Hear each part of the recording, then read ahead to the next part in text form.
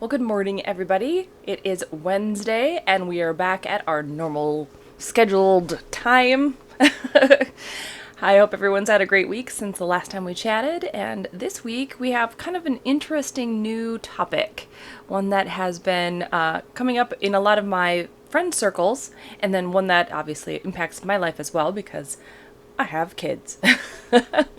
So today I wanted to talk briefly about what do you do when you have all the kids home? It's summer vacation right now, which is kind of a typical situation. But if you're working from home because of coronavirus, or if you are a writer and you're trying to stay focused, sometimes having all the kids at home can be a little bit of a challenge. So I was giving this a little bit of thought. I have actually been working from home, solely working from home for the past, 6 years now. I can't believe it's been that long. It's been pretty crazy. It's almost been 6 years. Actually, it'll be in November. And throughout that time, almost the entire time, I have had kids who are home the whole time. So my youngest is only 5. He's 5.5. And so he was born in December. So we were kind of dealing with the whole situation with him and everything from the get-go of working from home. And not to mention the fact that we have 4 other kids who are here, and we've had those other ones, for the whole time. But the 2 oldest, so the one that's 18 and who has just recently moved out, and the one that's almost 16, those 2 have been here now for the past 3 years. So we've had a very full house, always happening, all at the same time. Hey Terry, it's so great to see you on here. And I know you know about this topic too, don't you? Well, I don't know about the writing and the kids juggling, but definitely the kids juggling. Holy cow. And Siri apparently thinks that I'm talking to him. Okay, but today I wanted to talk a little bit about how do you stay sane during this crazy time, whether it be summer vacation or if at home schooling stuff, distance learning stuff continues onward for the foreseeable future, because we don't know yet. How do you keep your writing schedule? How do you maintain that habit and continue to go forward with your writing career? Because it's still important, right? Well, I have some tips. I've been doing this for a while, and I have just when I think I have it down and I think all the kids are, getting into the groove, they all get a little crazy, right? Terry says they all call at the same time. Oh, so it's sort of the same. I agree with that. I agree. It is nonstop, isn't it? Kids just don't stop. And so it's as soon as you think one is kind of moving on to a different phase, and it's oh, relief, one of the other ones will go and it'll be crazy again. So I'm going to give, I have 11 tips that are in the podcast for you today. And so definitely go check out the podcast. But let's see, which ones do we want to talk about today? I think the biggest one, really, honestly, is how do you protect your writing time? Because I know that one of the, what I keep seeing in the Twitter feeds of my friends and in their actual, conversations is that they're not able to protect their writing time because it's the kids want so much time. And I totally get that. For me, I think we've been lucky because we've been working at this for so long. They've gotten used to the fact that, okay, if we have eyes on the computer screen and hands on the keyboard, that means we are working. So if you want to come up and want to have a conversation, you need to, first of all, wait for us to acknowledge your presence, because both my husband and I have computers that face the doorway.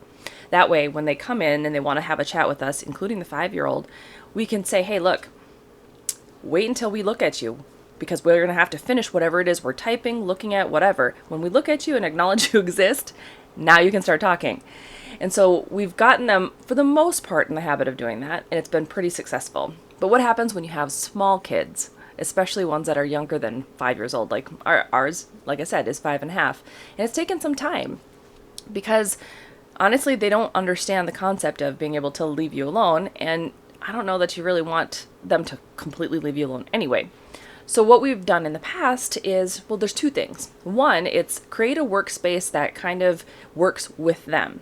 So for me, my office for the longest time was in my living room, and I sat at a specific spot on the couch, and when I noticed that Our son was finally like, he checked out. He didn't need me anymore. He was working on playing with whatever. He went to the little kitchenette. He was playing with blocks. I would sit down and I would start to write then, because he would spend, he's very good with his imagination. So he would spend a good half an hour to an hour just playing and doing whatever it is that he wanted to do.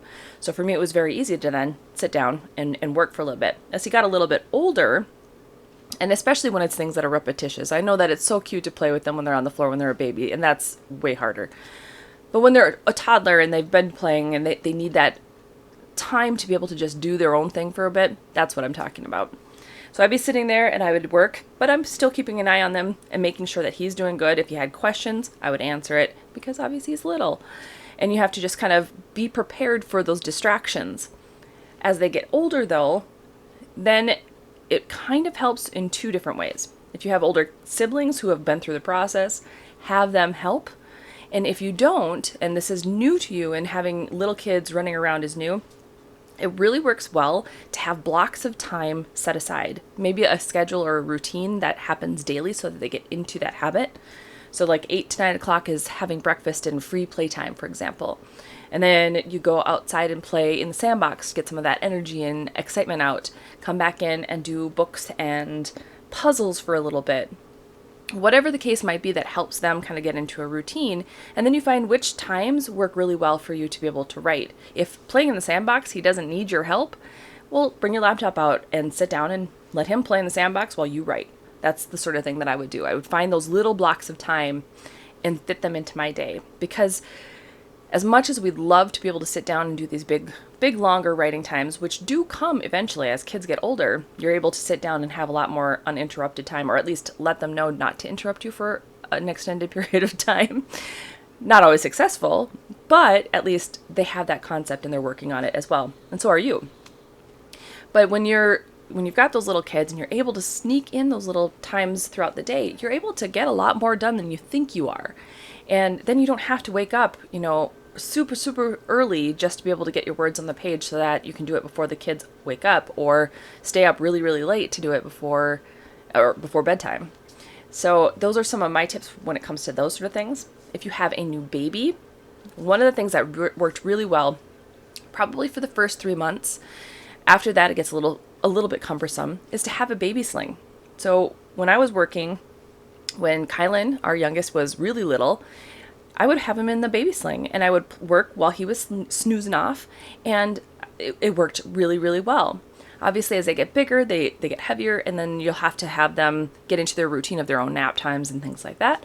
But it all helps. And each of those little moments are times when you're able to be just a little bit productive. Maybe you're not 100%, maybe you're not operating at like super stellar level, but you're still getting your brain back into that habit. And I know when you have a baby, your brain is not all there at first. It's like a complete mess of chemicals and hormones, and it's crazy.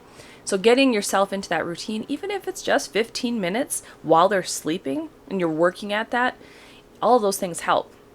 Because eventually, once they get bigger and once you're able to get more time to yourself, you're in the routine, they're in the routine, and everything kind of jives a little bit better.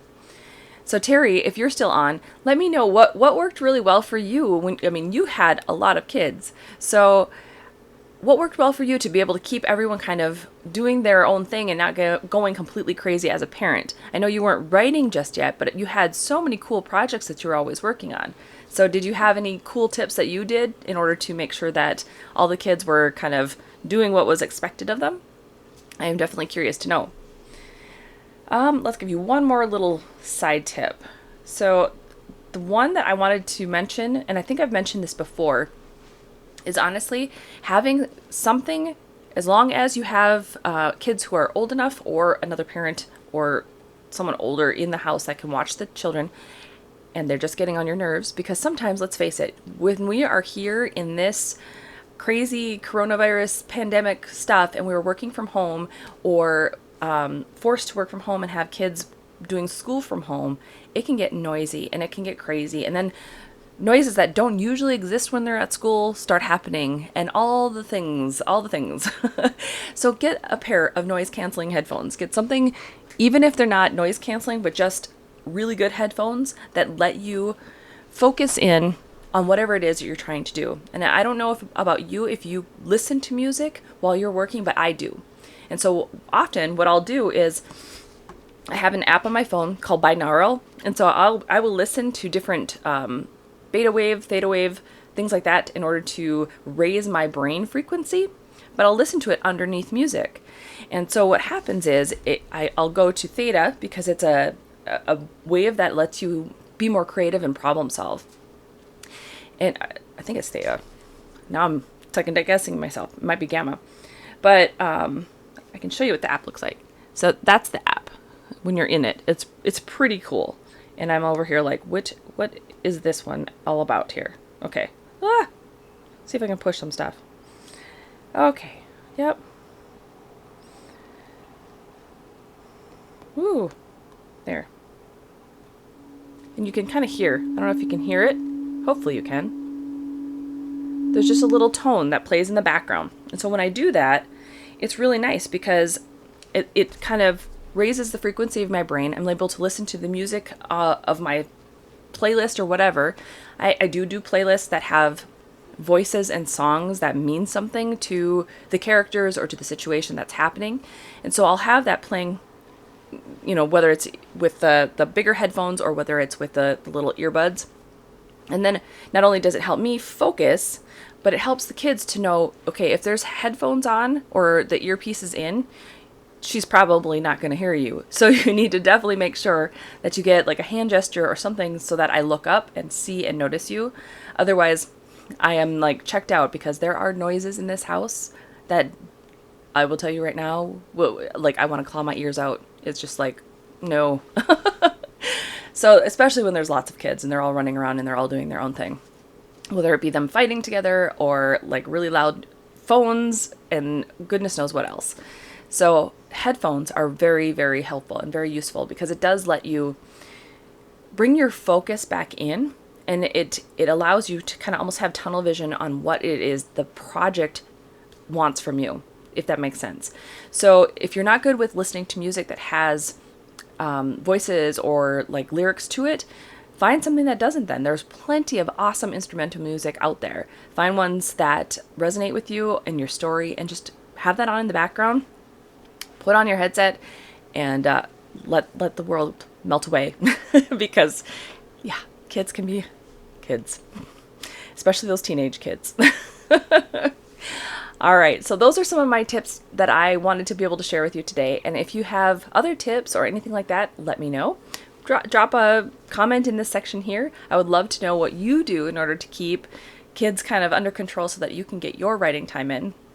For me, it was very much in the beginning just finding those moments, those short little tiny moments to be able to get a few minutes of writing in. And it wasn't until, so Kylan was born in 2015, but he was born in December. And it wasn't until, 2017. So a little over a year after he was born that I was able to start really focusing and knuckle down on the rest of my series. So it happens. You have to have a little bit of lag time to be able to just get yourself back into the routine, have that kid in there. But once they're over a year, you're probably jonesing to be able to do a little bit of your own creativity and kind of get back into what it is that you love as well. All right, guys, that's my tips for today, and I will talk to you next week. Make sure to check out the podcast to listen to a few of the other tips. If you have kids and you're looking to be able to get a little bit of de-stressing time and get your writing in. All right, let's talk to you later and have a great week. Bye, guys.